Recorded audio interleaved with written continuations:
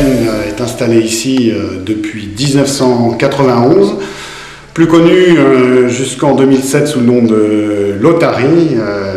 Il est spécialisé dans la restauration, la rénovation de bateaux, avec un penchant tout particulier pour les activités bois, charbon des marines, menuiserie intérieure, agencement.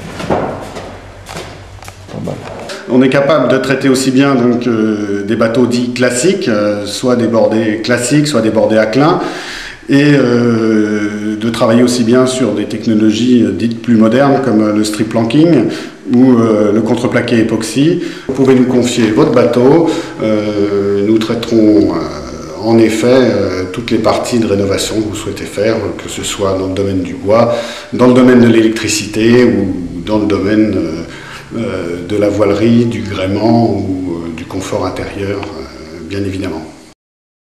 Le bateau qui est derrière nous, c'est un bateau à clin. Alors c'est un Victory, c'est un bateau qui est du début du siècle, 1936 je crois.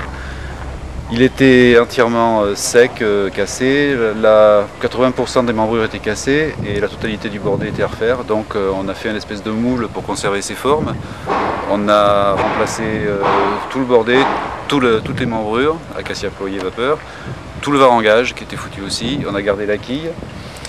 Capote de voilier, taux de soleil, taux d'hivernage, taux de flybridge, comme ce que je suis en train de réaliser actuellement. Coussinage intérieur, et puis voilà, après toute la mise en place des filières. Donc ici on est à bord d'un Sauvignon qui est en complète réfection, et je vois des chemins de câbles un peu partout. Oui. C'est fréquent sur un bateau d'occasion de refaire l'installation électrique? Particulièrement dans notre activité, nous sommes spécialisés dans la rénovation des bateaux. Donc on a l'habitude de refaire les circuits électriques, les équipements techniques des bateaux.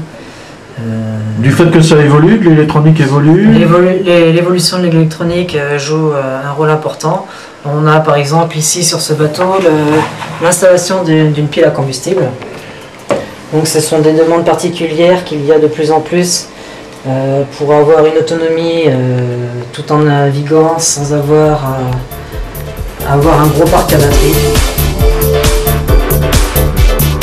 Quel conseil? Eh bien, déjà, faut essayer de faire un inventaire complet des travaux qu'il y aurait à effectuer dessus, parce que les travaux neufs, des bateaux neufs en bois, il n'y en a plus beaucoup, donc vous allez tomber fatalement sur un bateau qui a 50, 60 ans, voire un siècle, ça dépend de la taille.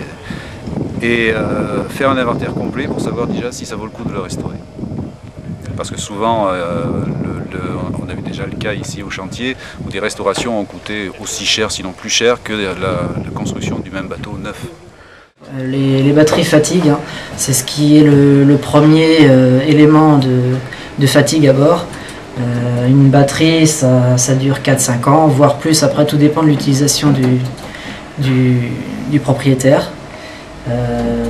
Les éléments de recharge, chargeur aussi, il faut voir quel type de chargeur, est-ce que c'est un chargeur industriel, des fois on voit des choses un peu particulières. En ce qui concerne la sellerie, qu'est-ce que vous lui donneriez comme conseil?